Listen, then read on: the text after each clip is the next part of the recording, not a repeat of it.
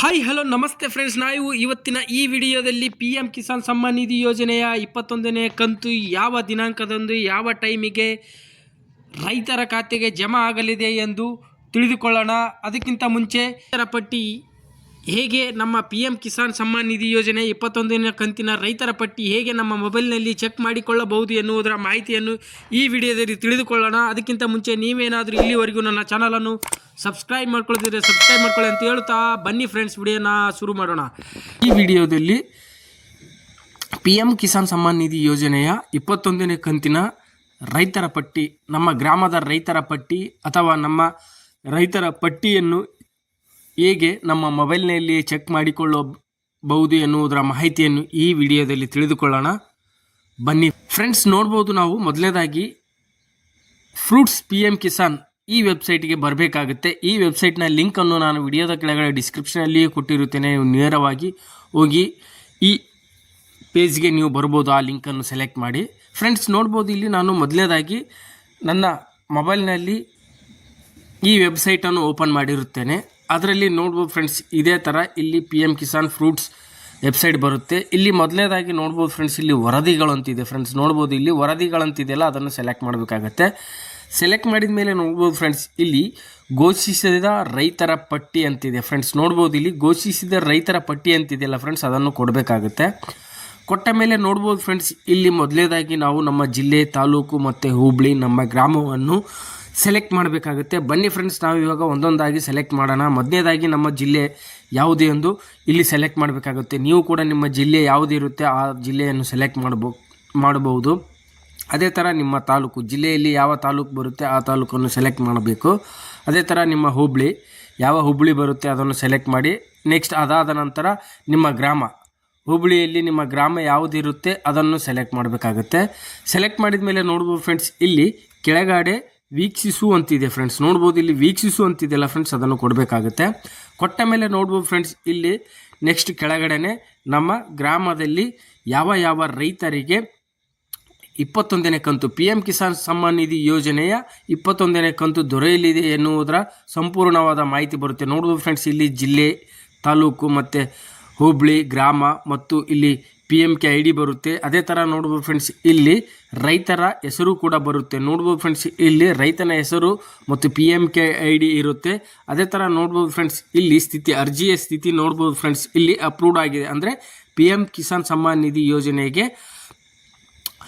Approve ಆಗಿದೆ ಅಂತ ಬರ್ತಾ ಇದೆ. ನೋಡ್ಬೋದು ಫ್ರೆಂಡ್ಸ್, ಇಲ್ಲಿ PM ಕಿಸಾನ್ಗೆ ಕಳಿಸಲಾಗಿದೆ ಅಂತ ಬಂದಿದೆ. ನೋಡ್ಬೋದು ಫ್ರೆಂಡ್ಸ್, ಇಲ್ಲಿ PM ಕಿಸಾನ್ ಸಮ್ಮಾನ್ ನಿಧಿ ಯೋಜನೆಗೆ ಕಳಿಸಲಾಗಿದೆ ಎಸ್ ಅಂತ ಬಂದಿದೆ. ಅದೇ ಥರ ನೋಡ್ಬೋದು ಫ್ರೆಂಡ್ಸ್, ಇಲ್ಲಿ ಇವರಿಂದ ಘೋಷಿಸಲಾಗಿದೆ, ಯಾರಿಂದ ಅಪ್ರೂವ್ ಆಗಿದೆ ಮತ್ತು ಕಾಸ್ಟ್ ಕೂಡ ಬರುತ್ತೆ. ಅದೇ ಥರ ನೋಡ್ಬೋದು ಫ್ರೆಂಡ್ಸ್, ಇಲ್ಲಿ PM ಕಿಸಾನ್ ಸಮ್ಮಾನ್ ನಿಧಿ ಯೋಜನೆಯ ಅಪ್ಲಿಕೇಶನ್ ಸ್ಥಿತಿ ಅಪ್ರೂವ್ಡ್ ಅಂತ ಬರ್ತಾ ಇದೆ. ಅದೇ ಥರ ಇಲ್ಲಿ PM ಕಿಸಾನ್ ಸಮ್ಮಾನ್ ನಿಧಿ ಯೋಜನೆಯ ಸ್ಥಿತಿ ಕೂಡ ಎಸ್ ಅಂತ ಬರ್ತಾ ಇದೆ.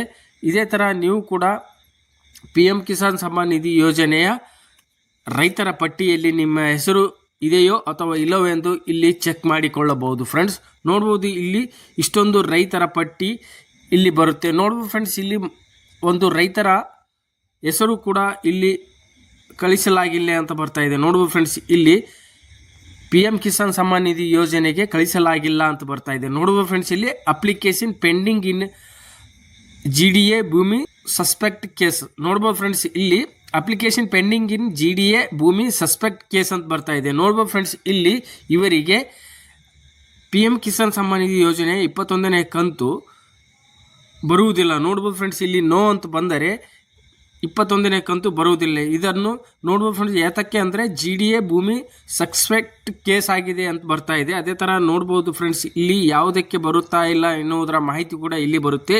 ಇಲ್ಲಿ PM ಕಿಸಾನ್ ಸಮ್ಮಾನ್ ನಿಧಿ ಯೋಜನೆಯ ಕಳಿಸಲಾಗಿದೆ ಕಾಲಮ್ನಲ್ಲಿ ಇಲ್ಲಿ ನೋ ಅಂತ ಬಂದರೆ ಖಂಡಿತವಾಗಿ PM ಕಿಸಾನ್ ಸಮ್ಮಾನ್ ನಿಧಿ ಯೋಜನೆ 21ನೇ ಕಂತು ಈ ರೈತರಿಗೆ ದೊರೆಯುವುದಿಲ್ಲ. ಅದೇ ಥರ ಇಲ್ಲಿ ಎಸ್ ಅಂತ ಬಂದರೆ ಖಂಡಿತವಾಗಿಯೂ ನಿಮ್ಮ PM ಕಿಸಾನ್ ಸಮ್ಮಾನ್ ನಿಧಿ ಯೋಜನೆಯ 21ನೇ ಕಂತು ನಿಮಗೆ ಬರುತ್ತದೆ ಫ್ರೆಂಡ್ಸ್. ಅದೇ ಥರ ನೋಡೋಣ ಫ್ರೆಂಡ್ಸ್, ನಾವು ಇವಾಗ ಪಟ್ಟಿಯಲ್ಲಿ PM ಕಿಸಾನ್ ಸಮ್ಮಾನ್ ನಿಧಿ ಯೋಜನೆಯ ಕಳಿಸಲಾಗಿದೆ ಕಾಲಮ್ನಲ್ಲಿ ನೋ ಅಂತ ಏಕೆ ಬಂದಿದೆ ಎಂದು ತಿಳಿದುಕೊಳ್ಳಬೇಕಾದರೆ ಇಲ್ಲಿ ಮೊದಲನೇದಾಗಿ ಹೋಮ್ ಸ್ಕ್ರೀನ್ಗೆ ಬರಬೇಕಾಗುತ್ತೆ ಫ್ರೆಂಡ್ಸ್. ನೋಡ್ಬೋದು ಇಲ್ಲಿ ನಾನು ಹೋಮ್ ಸ್ಕ್ರೀನ್ಗೆ ಬಂದಿದ್ದೇನೆ. ಅದೇ ಥರ ಇಲ್ಲಿ ಸ್ಥಿತಿ ಪರಿಶೀಲಿಸಿ ಅಂತಿದೆ ಫ್ರೆಂಡ್ಸ್. ನೋಡ್ಬೋದು ಇಲ್ಲಿ ಸ್ಥಿತಿ ಪರಿಶೀಲಿಸಿಯಲ್ಲಿ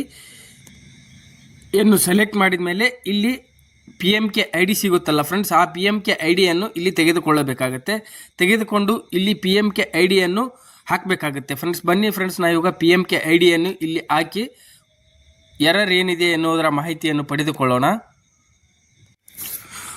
ಓಕೆ ಫ್ರೆಂಡ್ಸ್, ನೋಡ್ಬೋದು ನಮಗೆ PMK ID ದೊರೆತ ಮೇಲೆ ಇಲ್ಲಿ PMK IDಯನ್ನು ಹಾಕಬೇಕಾಗುತ್ತೆ. ಬನ್ನಿ ಫ್ರೆಂಡ್ಸ್, ನಾವಿವಾಗ ಇಲ್ಲಿ PMK ID ಇರುತ್ತಲ್ಲ ಅದನ್ನು ಹಾಕಿದ್ದೇವೆ. ನೋಡ್ಬೋದು ಫ್ರೆಂಡ್ಸ್, ಇಲ್ಲಿ ನಮ್ಮ PMK ID ಬರುತ್ತಲ್ಲ ಅದನ್ನು ಹಾಕಿ ಇಲ್ಲಿ ಕೆಳಗಡೆ ಹುಡುಕಿ ಅಂತಿದ್ದಿಲ್ಲ ಫ್ರೆಂಡ್ಸ್, ಅದನ್ನು ಕೊಡಬೇಕಾಗುತ್ತೆ.